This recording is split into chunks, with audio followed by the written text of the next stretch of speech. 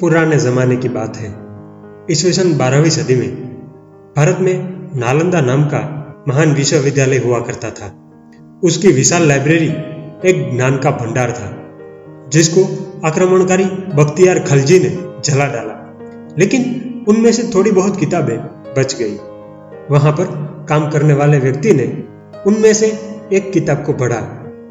किताब बहुत दिलचस्प नहीं थी, लेकिन उनके एक पेज में पारस पत्थर का रहस्य लिखा हुआ था। ऐसा पत्थर जो सभी धातु को छूकर सोने में परिवर्तित कर सकता था। पुस्तक में लिखा था कि यह पत्थर हजारों हजारों अन्य कंकड़ पत्थरों के बीच पड़ा हुआ होता है, जो बिल्कुल उनके जैसे ही दिखते थे। लेकिन रहस्य यह था कि असली पत्थर गर्म महसूस होता है, जबकि साधारण पत्थर ठंडे होते हैं। उस आदमी ने तो घर जाकर कुछ सामान लेकर समुद्र के किनारे चला गया और पत्थरों का परीक्षण करना शुरू कर दिया। वो जानता था कि यदि वो साधारण पत्थर उठाएगा और ठंडे होने के कारण उन्हें दोबारा नीचे फेंकेगा तो वह एक ही पत्थर सैकड़ों बार उठा सकता है।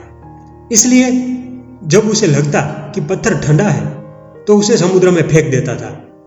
ऐसा करते हुए उसने सारा दिन निकाल दिया, लेकिन पत्थर नहीं मिला। फिर भी उसने कोशिश जारी रखी। वो ठंडा पत्थर उठाता और उसे समुद्र में फेंक देता।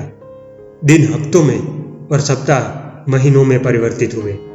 फिर एक दिन लगभग दोपहर के समय उसने एक पत्थर को उठाया। वह गर्म था।